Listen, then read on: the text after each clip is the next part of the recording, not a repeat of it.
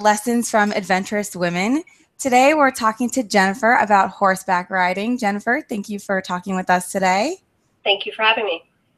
No problem. All right, so what made you want to take up horseback riding? I had always loved horses when I was a little kid, and pony rides and things like that, and it was just something I always had a passion for. Cool. So do you ride English or Western? I ride English. And the difference is, for those who don't know the difference, English is more, there's no saddle horn. So if you go out on a trail ride, that's the part people usually have a death grip on if they don't know how to ride. And your stirrups are a little bit shorter. It's what you'll see people jump in and things like that. Cool. Thanks. So what was the first step in learning to ride?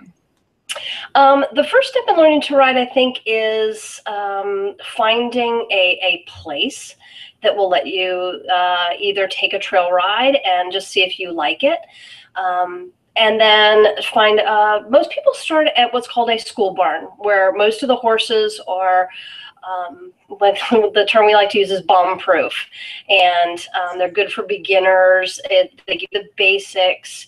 And then you can get a feel for what part of the discipline you'd like to explore after that, or how far you'd like to take it. Gotcha. So what do you learn in a typical riding class? It kind of depends. As you get into higher and higher levels, it depends on, you're dealing with two live beings, and both of you could be having a good day at the same time, meaning you and your horse. Your horse could be having a bad day and you're having a great day, and it could go the other way around. So you kind of have to go at it every single time with an open mind to get out of it what the horse is going to give to you. And go from there. So you kind of have to be flexible. Makes sense. Were you nervous when you first started learning how to ride? Yes. As I started doing more and more advanced things, I got more and more nervous because the risk gets greater. Then you tend to get a little more comfortable with that risk, and then you tend to bump it up a notch, and so you're a little more nervous again. So it kind of ebbs and flows. Gotcha. So what surprised you the most about learning how to ride a horse? How physical it is. There's a lot of people that will tell you, oh, how hard is it? You're just sitting there.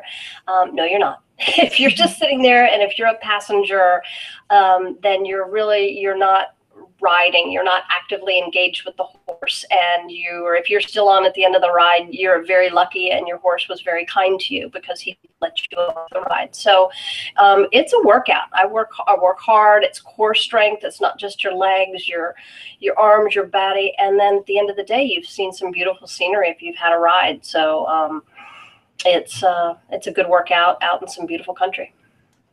Sounds fun and a good way to work out. It is. It is. So what has horseback riding taught you? It's actually taught me a lot. It's taught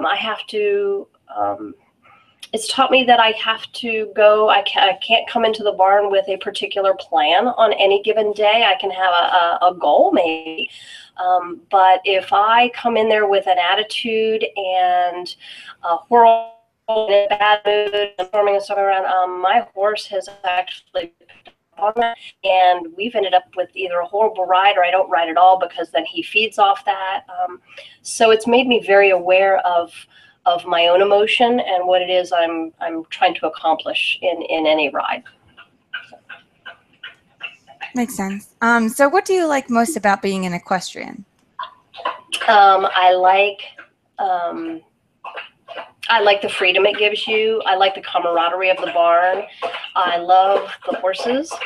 And that is my dog drinking out of a water bowl behind me. I'm so sorry. That's cute. I like animals of all kinds. I love being around the horses. I like going to the barn just to groom the horse. I don't even have to ride them. So it's just that, you've got this big 1,200-pound animal that can work for you, but a lot of the time you're working for him, and you really have to build a partnership out of it. Yeah. So how can women around across the country find equestrian classes and try to learn? I would say if you would all have a chance, if you know anybody who does ride, that's a good place to start locally. But I know a lot of people don't know anybody who rides. Again, I would start with a place that has a schooling program. You can look in your local phone book. You can Google. Horseback riding schools. A lot of the counties will even have, at least in our area, will have intro programs where they'll do a 6-lesson thing through the county at some of the stables. And that's the way the stables pick up new clients as well. And you'll get it's like any other discipline. You're going to find instructors you like, instructors you blend with, horses you blend with. It's all a mix. And so if you don't have a good experience the first time out, try another place. Good. So last but not least, what advice do you have for women who are watching this right now and are wondering, can I do this? What should I do? That kind of thing. Give them some sort of advice. My advice is, if you want to do it, absolutely go for it. It's not, if you find a good place to ride, they will make you feel safe. They will encourage you to improve and get better, but they won't encourage you to do anything that is unsafe. I would say a good barn is a place that's also willing to let you work with the horses, meaning that you get to groom them, that they teach you how to tack them up properly, that you teach them what happens after a lesson. You can't just turn them loose. You've got to hose them off. It's not like getting out of your car and parking it in the garage and walking away. There's a little more involved in it. And so I like learning the whole thing. And there are some barns that you show up and the horse is tacked up, you ride them, and then you leave the horse there and somebody else takes care of it. And to me, that's not the whole gamut.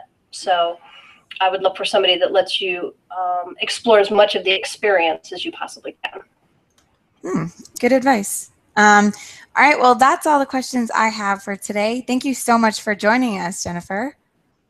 Thank you very much for having me. Happy trails. See you next time. Bye.